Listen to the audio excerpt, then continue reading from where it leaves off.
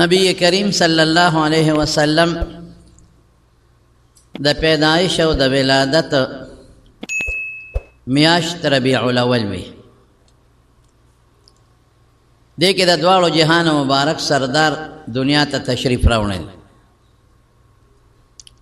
په دې کې نبی علیہ السلام مدینه شریفه ته هجرت کړې ده، ولته رسیدلې. په دې کې په پیغمبر علیہ السلام مبارک وحی نازله شوې ده. حدیث کې راځي فيه ولدت، او دا د ګل ورځ وه چې رسول الله مبارک دنیا ته تشریف راوړه، د ګل ورځ وه. نبی کریم صلی الله علیه وسلم د دنیا د راتلو نه مخکې بعضې داسې نښې ښکاره شوې وې، بعضې آثارو چې د هغې نه معلومات دا کېدل چې د آخر زمانې پیغمبر خاتم النبیین آخر الانبیاء دنیا ته تشریف راوړو والا دی. نجومیانو دا خبرونه ورکړي وو. د هغې خپل د نجوم یو علم دی، خپل څه ګماني غوندې دی، څه یقیني خبره نه ده، خو حساب کتاب دی. د حساب کتاب کله ټیکو خیږي کله غلط. کاهنانو خبرونه ورکړي وو. د پخوانو کتابونو چې کم عالمانو هغې خبرونه ورکړي وو، او بعضې داسې نښې وې چې هغه په پخوانو کتابونو کې وې د حضور پاک متعلق. نبی علیہ السلام په خپله فرمایي، د بخاری حدیث ته، چې په پخوانو کتابونو کې زما صفت دا و چې دی به کفر ختمی، په ده به الله د کفر او د شرک خاتمه راولي. دی به بشیر وي، خلکو له به زیرې ورکوي د جنت. دی به نذیر وي، دی به خلک د الله د عذابونو نه یری. او دی به حرز للأمیین، د عربو د پاره امانګاه او پناهګاه وي. داسې نور صفتونه دي، درته بیا ویم انشاءالله. خو په دې صفتونو کې دا صفت مو چې دی به په مکه کې پیدا کیږي، اشاره وه. دی به مدینې ته هجرت کوي، دا م یو اشاره وه. د ده د شا د دواړو اولو په منځ کې به یو مهر نبوت وي. دی به صدقه قبلی خوري به نه، هدیه او ډالۍ به قبلی او خوري به. یو مشهور صحابي تیر شوی دی، حضرت سلمان رضی الله تعالی عنه. څه نښې هغه ته یو عیسائی پادري ښودلی وی، او په هغې نښو هغه الله مسلمان هم که. دی په اصفهان کې پیدا شوی و. اصفهان نن سبا په ایران کې دی. او د ده خپل نوم مابه و، مابه یا مابه، دا د ده خپل نوم و، ایرانی. پلار یم ایرانی و، نیکه یم ایرانی و. د اصفهان سره تعلق یې لره و مجوسیانو، نسبی مجوسیان. مجوسی هغې ته وایي چې اور ته عبادت کوي او اور ته خدای وایي. بلکې پلار یې په مجوسیت کې لوی سړی و. لوی سړی هغه مجوسی ته وایي چې هغه د دوی د عبادت خانې چې کوم ځای دوی عبادت کوي او په هغې کې اور بلیږي، اور ته عبادت کوي، آتشکده ورته وایي. د هغې نګران و، دا لوی سړی وي، د ځان وقف کړي وي.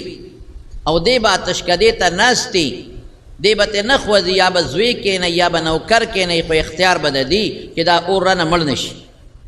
هغې سره هغوی هغه خپله طریقه جوړی چې اور به شپه ورځ بلیږي، کالو سر 12 میاشتې دا به مري نه. دا به رده نګراني وي، که پخپله یې که زوی وي که نوکر یې کار څوک یې، خو نګراني وی. نو پلار یې د هغې آتشکدې چې کوم ځای اور بلیده د هغې مشر و. او دا سلمان وایي چې په لومبو ورځو کې زمام ډېر زیات شوق و. د پلار نیکه دین مې و، نو زمام دا دین خوښ و. او زم دې حد ته رسېدلی وم چې زه به ټوله ورځ په آتشکده کې ناست وم او ما به د اور عبادت کو. اور ته به ناست وم، او چې پلار به مې نو د اور نګراني به ما کوله چې کم په اصفهان کې مرکزي آتشکده وه، لوی د مجوسیانو ځای، هغې به نګراني ما کوله چې دا اور رانه مړ نه شي. وی پلار مې د دې سره زموږ زمیدارو د پټو نگرانیم کولا. نو یو ځل یې زه پټو ته لېږلی وم چې ته لاړ شه زنن نظم د پټو نگرانیو کا د چې پټی تتلم یا پراتلو کې نو الته د عیسایانو یو ګرجا وه دی وی په هغه زمانه کې عیسایان داسې نو لکه اوس چې دي اوس خو عیسی علیه السلام ته د خدای زوی وی عیاذا بالله هغه زمانه کې به عیسی علیه السلام ته د خدای زوی نه وی او پکې دام پکې خو لیکن دا خلک هم پکې و چې عیسی علیه السلام به د خدای بنده منه او د خدای رسول به منه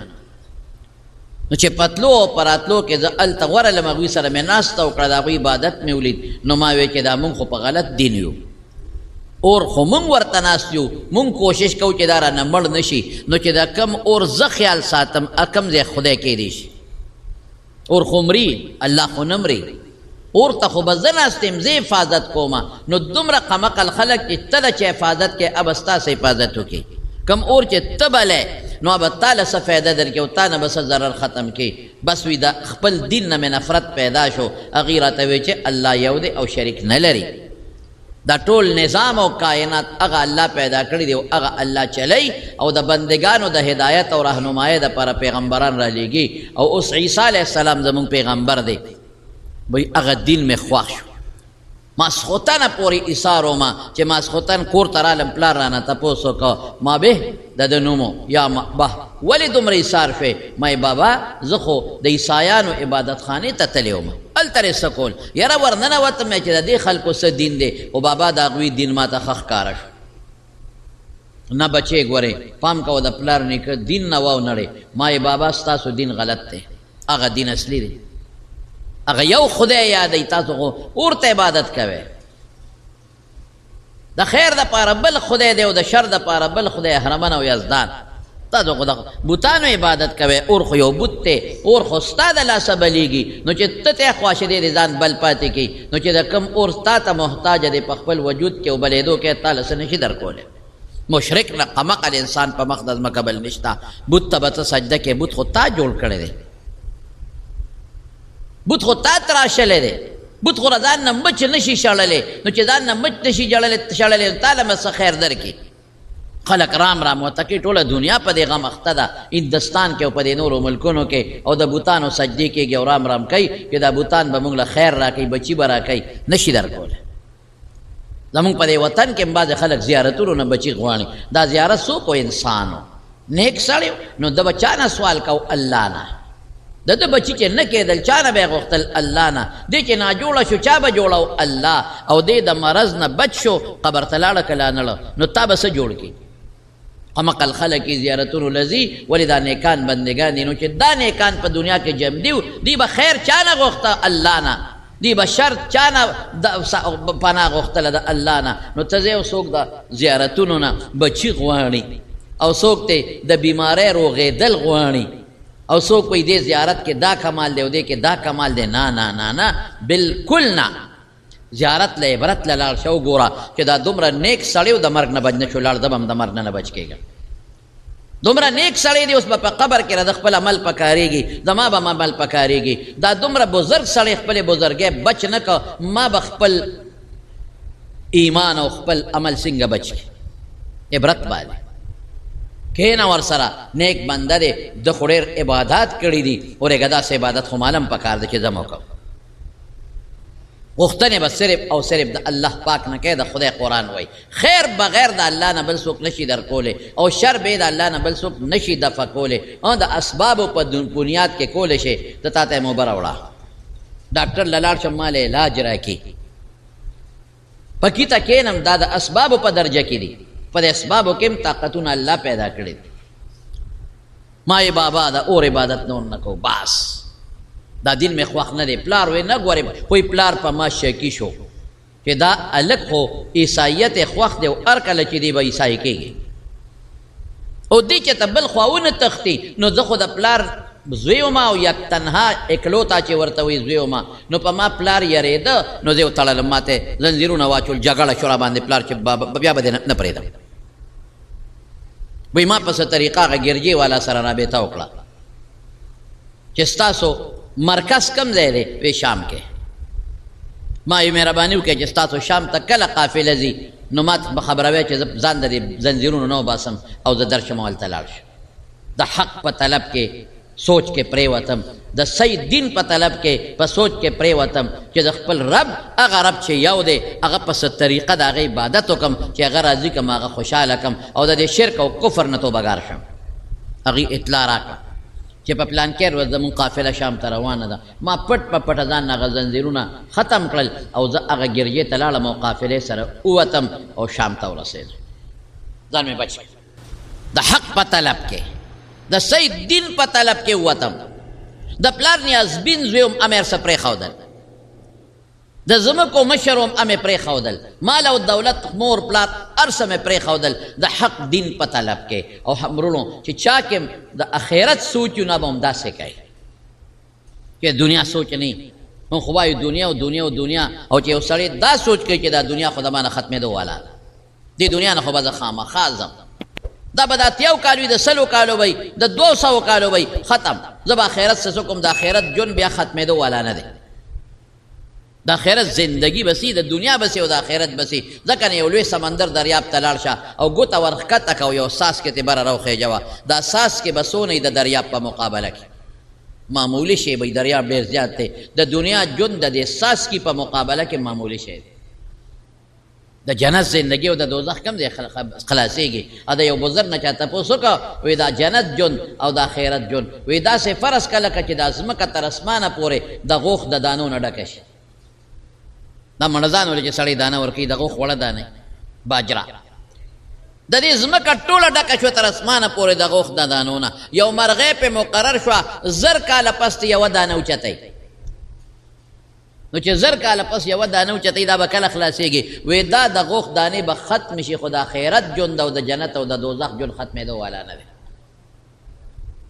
چې سړی کامیاب شو د الله رضا حاصله کړه بس همیشه کامیابي او جنتونه او خوشحالۍ دي. د الله ملاقاتونه دي په جنت کې او هر قسم خوشحالۍ دي. او چې یو سړی تباه شو او دوزخي شو ژوند یې غرق او تباه دی. دا کارخانې او دا مال او دولت او قومیت او ټوپک و قسم په خدای که دی پکار شي. هوښیار سړی هغه دی چې لږ وخت ته نه ګوري، ډېر وخت ته وګوري، لږ ژوند ته نه ګوري او ډېر ژوند ته وګوري. یو سړی چې په هوټل کې شپی څومره وخت په هوټل کې یا 2 ورځې یا 3 یا 4 5 هغه دې ته نه ګوري چې د هوټل ښه دی او که خراب دی او بستره ښه ده او که څنګه ده. وخت تېروي د مړه وي او 3-4 ورځې رسم ته روان یم. دقه د دنیا مثال کن فی الدنیا کأنک، رسول الله مبارک فرمایي دنیا کې داسې ژوند تېر کړه لکه چې ته مسافر او که داسې نی او د بلارې تېرېدونکې شه. مسافر خو بیا هم 2-3 ورځې یو ځای کې تېروي، داسې ژوند تېر کړه چې په لار تېرېږم بس. څه پته لګي چې موږ دنیا کې څونه زندګي ده او کله به تېځو. لیکن افسوس دا دی زما وروڼو چې موږ نن دنیا پسې نښتې یو. هر سړی په دنیا پسې نښتی دی، مال دولت نه. په دې کې سوچ کوو چې زما دا مال دولت د خدای کور کې ولې ونه لګي، دا نیکانو له ورې ورنه کم، په دې کې د عالمانو او طالبانو خدمت ولې ونه کم، په دې کې د مدرسې او د جومات خدمت ولې ونه کم، په دې کې د کونډې او مسکین او یتیم او د غریب ګاونډي حصه ولې ونه کم. جمع کوه، بینک ډکوه، پلاټونه اخله، ځمکې اخله، قسم په خدای درنه ټول پاتې دی، بل آخرت ته به روانې او بیا به ګوتې مروړې داسې چې یا خدای ما خو زه ونه کړل. تا سره خو ګاونډي شته غریب هغه له ورکه کړ، تا سره خو مسکین شته، یتیم شته، کونډه شته، خور دی غریبه به ماما به دی غریبی، ماما زوی به دی غریبی، ترور به دی غریبی، ترور بچی به دی غریبی. ورکه نیک بخته ته ګوره چې خدای درکوي که نه. اخر له ګټه وکړه، مدرسې له ورکه. مدرسه کې د خدای دین ښودلی کېږي، قرآن او احادیث ته پیغمبر ښودلی کېږي. دا د سوچ الله له دې ورکه، الله خوشحالېږي. عالمانو باندې خرچه وکړه، طالبانو باندې خرچه وکړه، په نیکانو خرچه وکړه، د زړه نه خرچه وکړه. هلکه دا نیک سړی دی، دله جوړ اخلم، دی به عبادت پې وکړي. دا عالم دی، دی درسونه کوي، درس کې سي 3-4 زره روپۍ تنخی دله ورکومه پرېږده، د ده د بچو ره ده به په کار راشي، زما به ثواب وشي. دا طالب دی، دی به په علم حاصل کړي، دی به سبق وایي، قرآن به زده کړي، حدیث به زده کړي. دا یتیمانان دي، ماشومان دي، پلار یې مړ دی، دوی به د کم ځای نه راوړي، دوی باندې خرچه کوم. دا الله له ورکول دی. خلاصه دا چې زندګۍ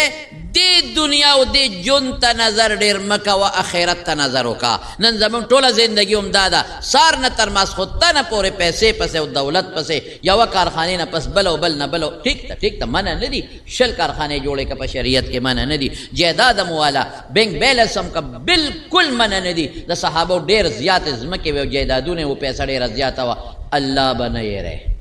اخرت بنئ رہے دې دپاره حضرت سلمان فارسی ارس پرېښودل مور یې پرېښوده او ښځه خو یې نه وه او پلار یې پرېښوده او قوم او کلی او مالداري ارس یې پرېښوده شام ته لاړ هلته مې تپوس وکړه غټ پادري وي دا فلانکی دی هغه سره شو د هغه خدمت به مې کوو ما خو هېڅوک هم نو هغه له لاړم ورسره کېناستم خدمت به مې کوو ډېر نیک سړی و ښه سړی و هغه نه مې انجیل هم زده کړ هغه نه مې عیسایت هم زده کړ او ډېر خوشحاله شوم شکر دی خدایه ګن نه دې راوویستم د شرک نه او د اور د عبادت نه دې راوویستم الله ځان ته دې ودرولم یو ستا عبادت وکړو غټه خبره ده یو ستا عبادت به رب العالمین کو د بل چا به نه کو خوشحاله زندگی مې وه او د هغه خدمت مې کو خوا ډېر بوډا و مړ کېده ما وی حضرت ستا نه پس چاله لاړ شم هغه یو بل علاقه کې راته یو ګرجه وښوله چې هلته یو پادري دی هغه له ځه چې دی مړ شو هغه له لاړم ویه ښه سړی نو هغه به د خلکو نه پیسې راغېشتې او په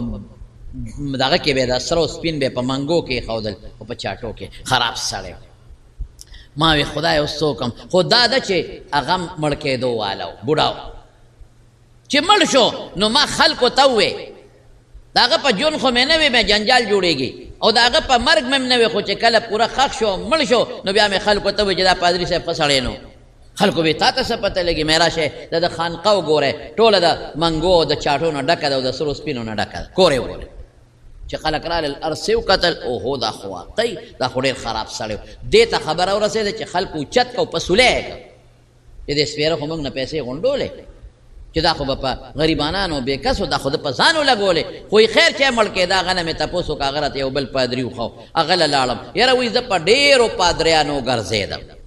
اخره کې یو مشر سپین ګیري پادري و د هغه خدمت مې کو ډېر ښه سړی و د الله نزدېکت مې حاصل که د الله تقرب مې حاصل که او ډېر عبادت به مې کو د هغه پادري د لاسه هغه ته مې ویل ستا نه پس به چېرته ځم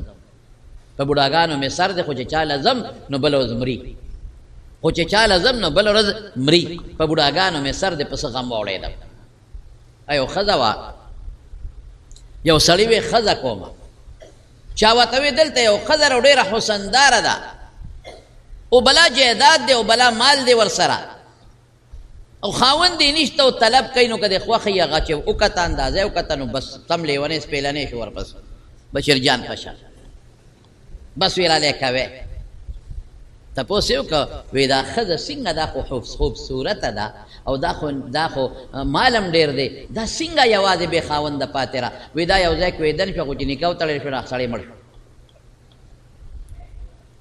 بل ځای نکاح وکړه چې بل ځای نکاح وکړه خو چې هغه سره یې نکاح وتړه مړ شو بل ځای نکاح وتړله چې نکاح وتړله نو دې ښځې وي او بل سړي وي چې داسې کار کوو چې نکاح به د واده په شپه تړو چې قصه زر شي دې نه انتظار نه کوو چې د واده شپه شو نکاح وتړله چې شپې کتله بل هم مړ شو اوس ورته څوک غاړه نیږدي چې دا خو د مرګ پانسي ده دا مرداره خو چې څوک ورسره نکاح کوي خیرت ته ځي خو چې څوک نکاح کوي دغه زه بشیرجان ته هم ګوره خیال کوه که نکاح دې وکړه دنیا کې د ژوند نشته ډز جنت ته روانې امینه صحیح ده که نه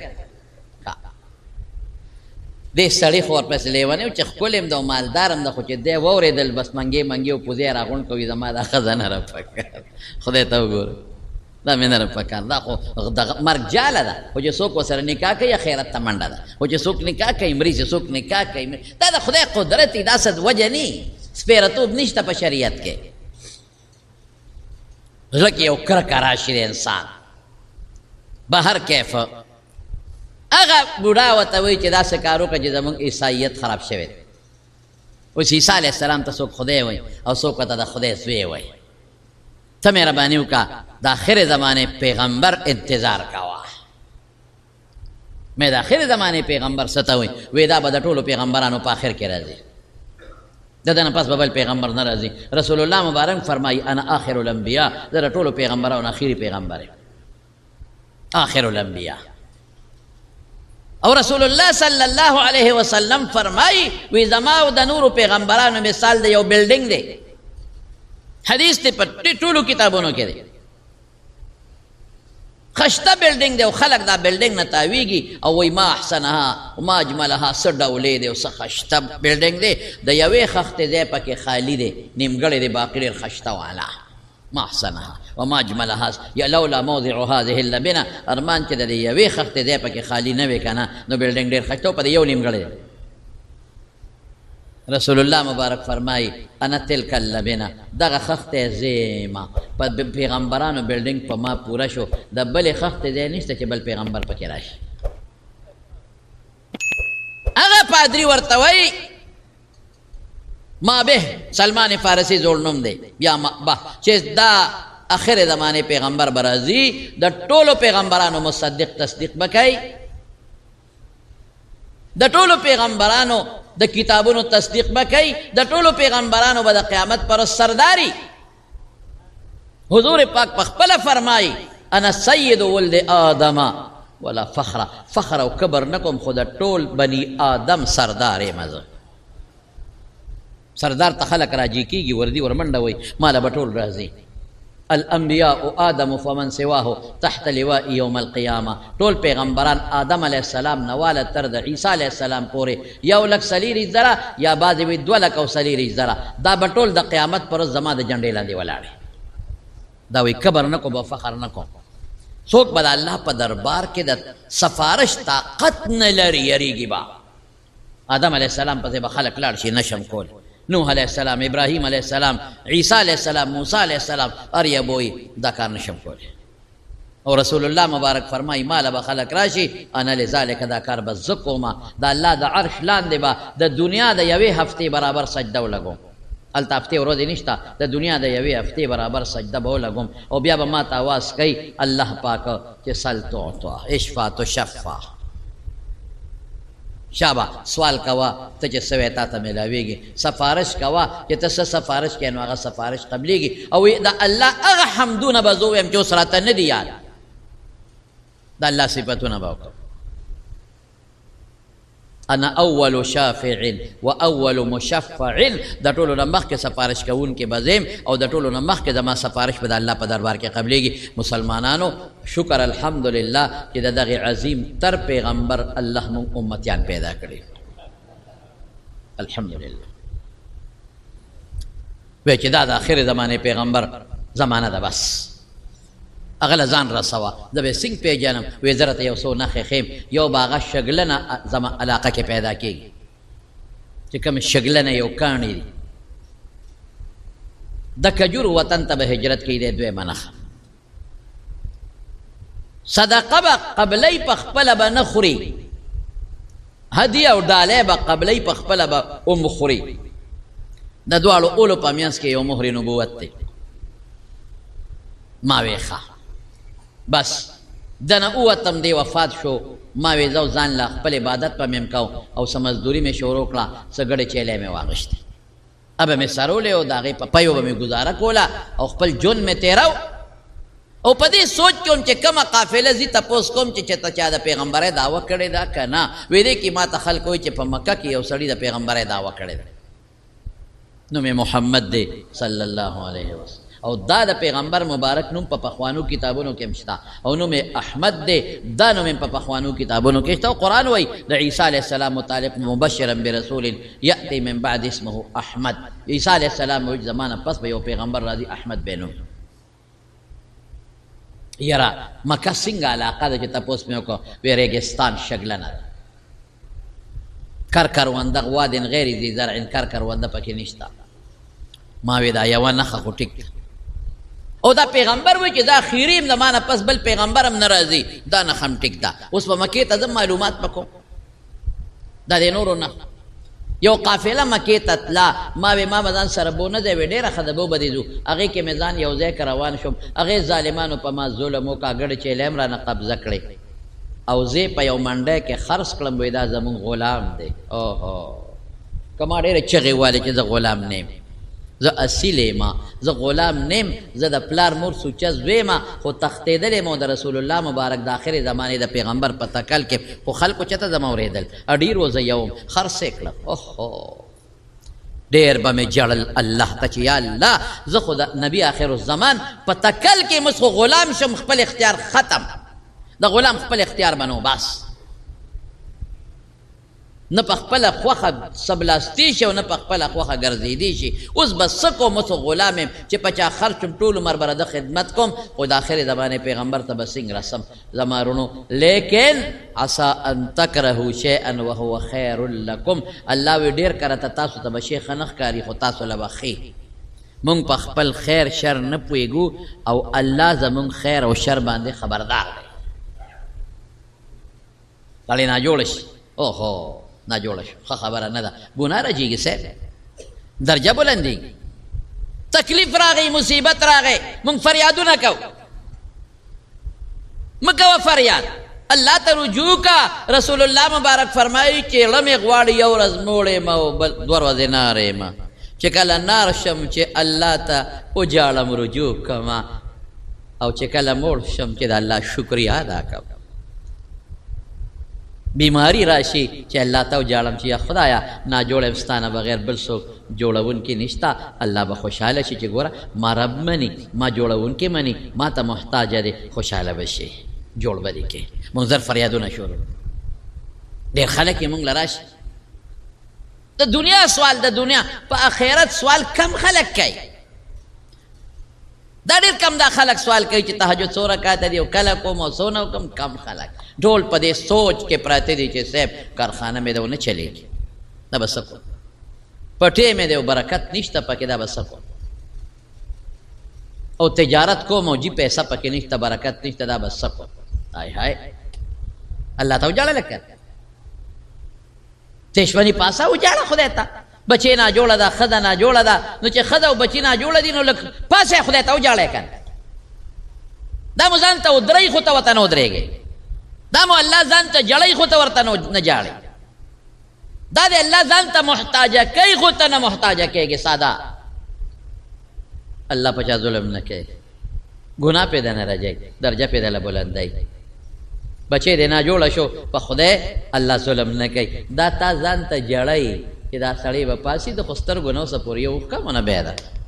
دله ما څونه ښکلی شکل ورکړی دی، مال کور بچي مې ورکړی دی، ښځه مې ورکړې ده، دې خواډو جالي نه ماته،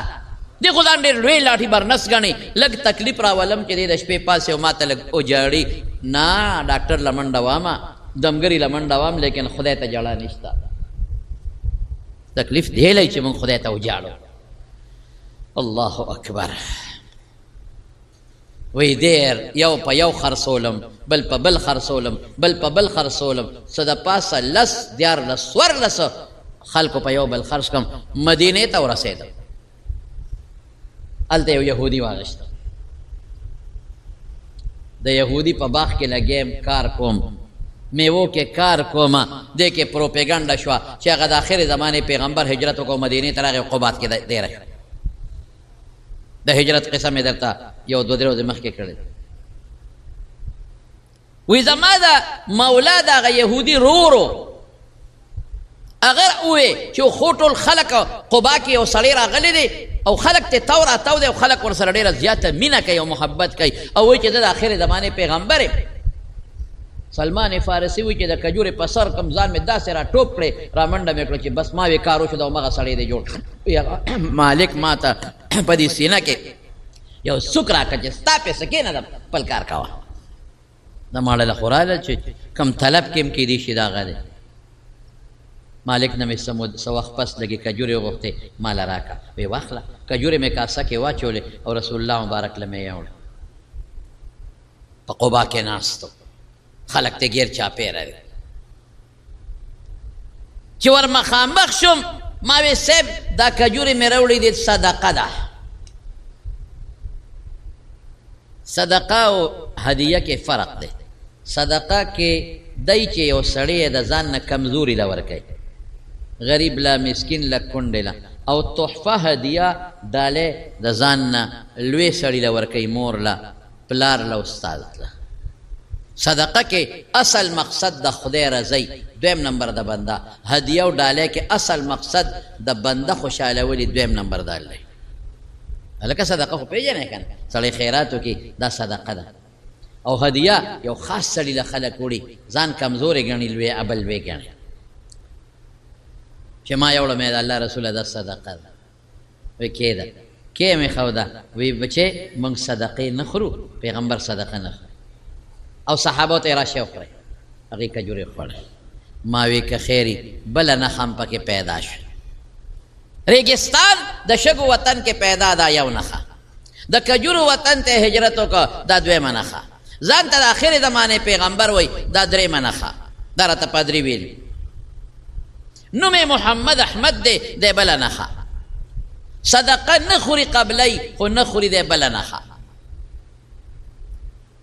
بلو لاړم د مالک نه مې لږې نورې کجورې وغوښتې رای کړې لاړم رسول الله مبارک ته کېناستم صاحب دا مې دله توفه راوړې ده ډالۍ مې راوړې ده وی کېده په خپله یې مه خوړې ملګرو مه خوړې ما وی دا بله نښه نښې خو ټولې پکې پیدا شوې اوس مهر نبوت ګورم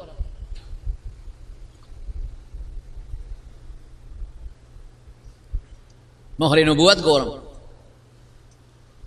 شاته تاوېدم را تاوېدم چې هغه د پیغمبرۍ مهر ووینم رسول الله مبارک را باندې پوه شو د کمیس په ځای ځان نه څادر ته وکړو ردا ورته ویې ربې وی څادر یې ښکته که چې ښکته یې که مهر نبوت مې ولیده د دواړو اولو په منځ کې د کمترې د اګې عمره مهر نبوت د کمترې د اګې عمره دا د حضور پاک د دواړو اولو په منځ کې اوږو په منځ کې شاته څوک کوئی پیدایش سره او څوک کوئی نه خیر هغه طالبانو خبرې تاسو ته نه کوم نبوت چې کله میلاو شو دا پیدا شوی په دې لیکلي و سر سیوطي لیکلي دي انت المنصور شاته ورته الله دا مهر لګولو چې کوم ځای ګرځې ګرځه تا سره به الله مدد کوي دا مهر نبوت او چې کله رسول الله مبارک د دنیا نه لاړ بیا دا نو دم سیوطي لیکلي خصائص کبرا کې او بیهقي لیکلي په دلایل النبوه کې چې رسول الله مبارک د څنګه حضرت ابوبکر صدیق راغی او د حضور پاک په دواړو لیچوې لاسونه کېښودل پې ور پرېوته او ښکلی که و خلیله ای زما دوسته و صفیه طبت حیا و میتا په ژوند او په مرګ څه ښه او مزېدار او خوشبویه نو زر یې مهر نبوت وکت نو دا یو معجزه وه حضرت سلمان وایي چې مهر نبوت ته مې کتل حضور پاک څادر ښکته که د دواړو اولو منځ کې مهر نبوت مې ولیده پې ور پرېوتم او ښکل مې که ښکل مې که ښکل مې که او ډېر مې وجړل سلګۍ مې ووالې ډېر مې وجړل زه خو تا تکل کې برباد شوم زه خو غلام شوم زه خو مکې له تا پسې روان وم او په زور ظالمانو قبضه کړلم او خرڅوه او بل په بل خرڅوه او بل په بل اوس مدینې ته راغلی ډېر مېړه خوشحاله شو چې شکر دی خدایه که غلام یم او که ارس یم خو هغه پیغمبر مې ولیده چې هغه عیسایي بادشاه راته ویل هغه نښې پکې پیدا شوې ټولې نښې مې پکې ولیدې وی نبي علیه السلام وی مخکې راشه اقبل یا سلمان به ته مخامخ ودرېدی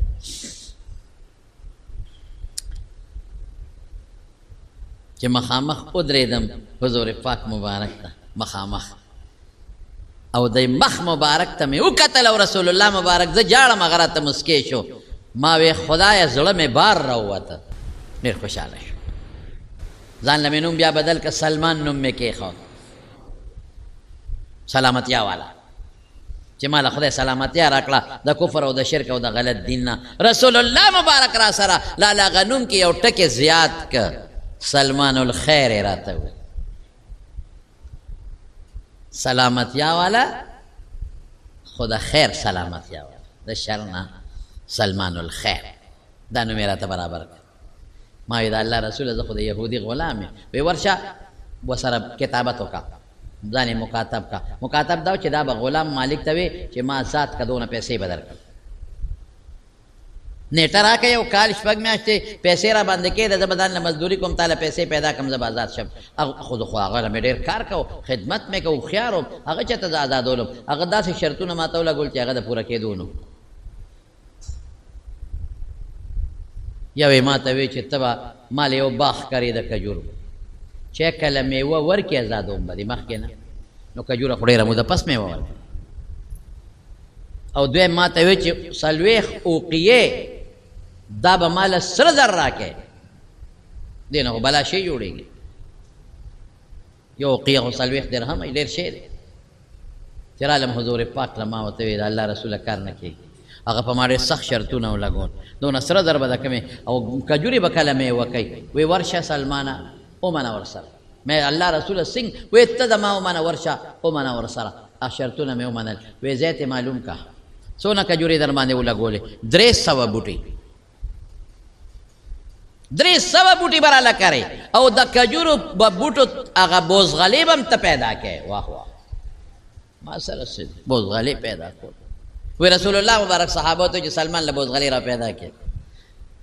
چا 3 بوټي او چا 4 او چا 10 او چا 15 او چا 300 بوټي بوزغلې برابر شو او زه موتا مالک ته مې زه خایا زه راتاو خو او په خپل رسول الله مبارک راغی او هغه بوټي را لنال کړل د کجورو بوټي نال کړل او د خدای شان ته ګوره کال پس ټولو بوټو میوه ونیوله بغیر د دعاونه دا د حضور پاک معجزه دعا ونه نیوله او نورو ټولو ونیوله وی دا دوه بوټ ولې میوه ونه نیوله صحابو ته حیران شو حضرت عمر فاروق رضی الله عنه الله رسول دا ما کړلی دا پکې ما کړلی نو رسول الله مبارک هغه اوستل چې عمر کړلی او خپل پکې نور او کړل هغه نور بوټو سره یو شان میوه وکړه د چرګې دا ګیو مر سره رسول الله مبارک چاره وړ ډیر شي د چرګې ګیو سره خودرانی نبی علیہ السلام سلمان راغوته دا واخله مالک ته وتله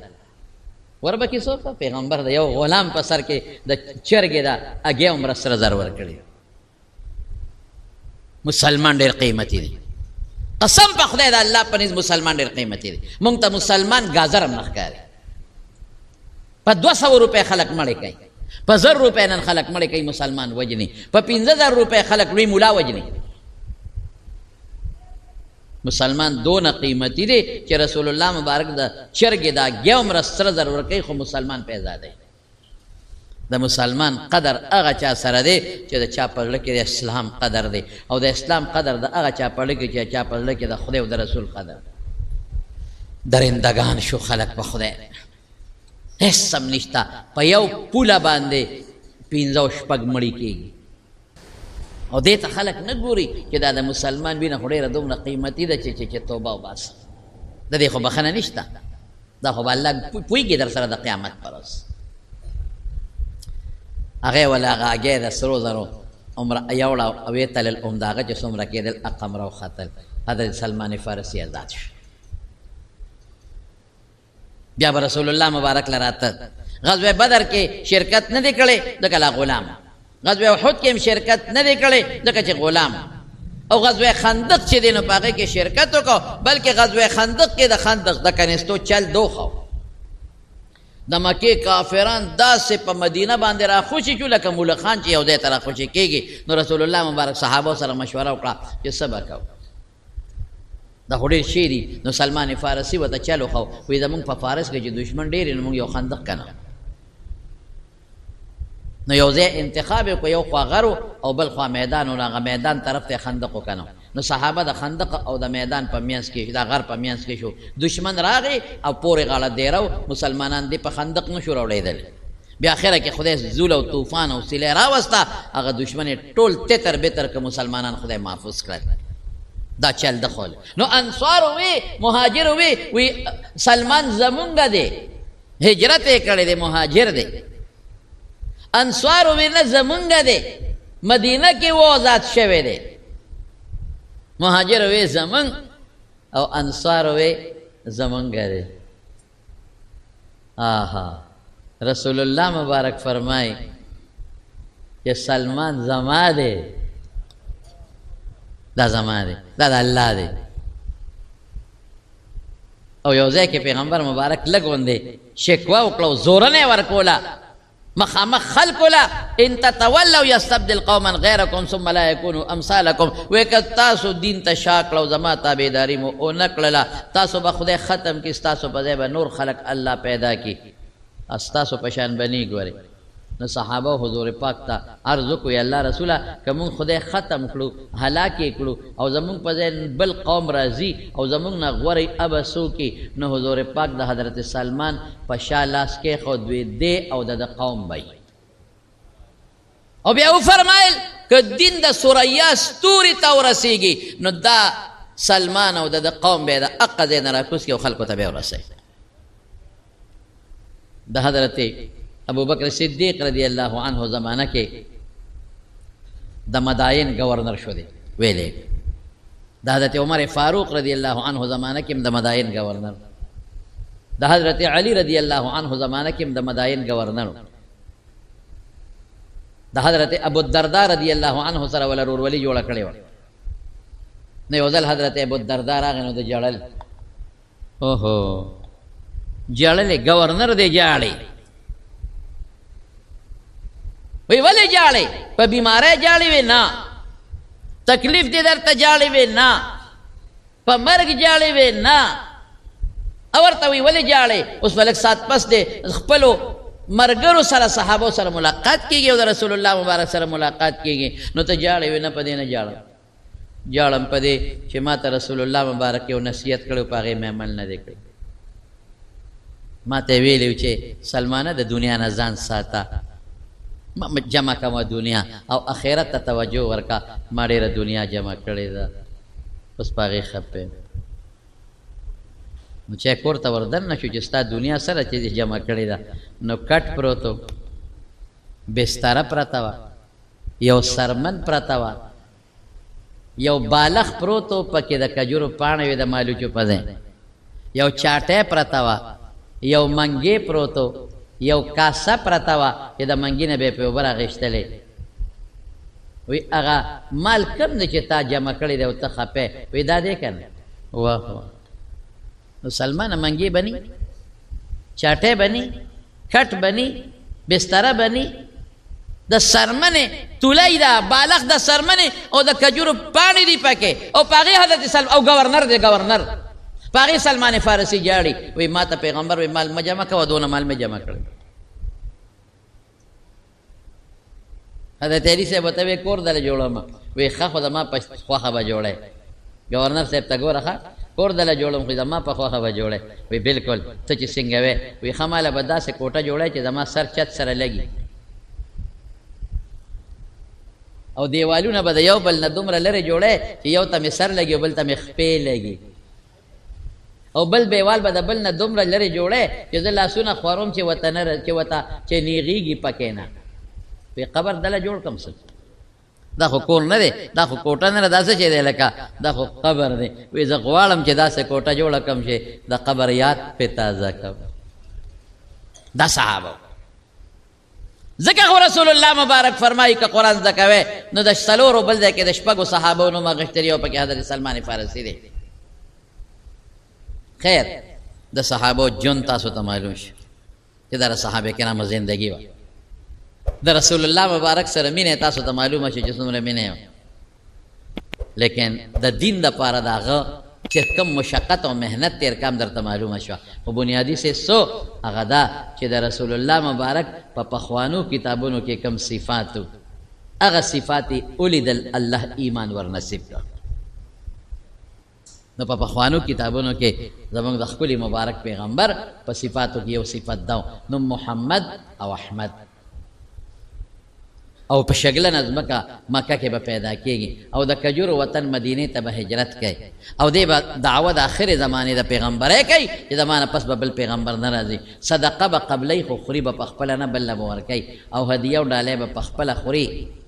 او د دواړو اولو په میاس کې به مهر نبوت او دا سه نور صفات هم دي بل جو مدرته وي ان شاء الله زمارونه یو کار وکوي ابدای که خیر ان شاء الله چې د میاش پورې تخصیص نه لري خو هر وخت بوای خو لګ مهرباني کوي درود شریف لګوای په حضور پاک ها درود شریف کې تاسو هم فائدہ ده الله به د دنیا برکت هم درکې الله به د آخرت برکت هم درکې او الله دې موږ د رسول الله صلی الله علیه وسلم سوچا او صحیح امتیان جوړ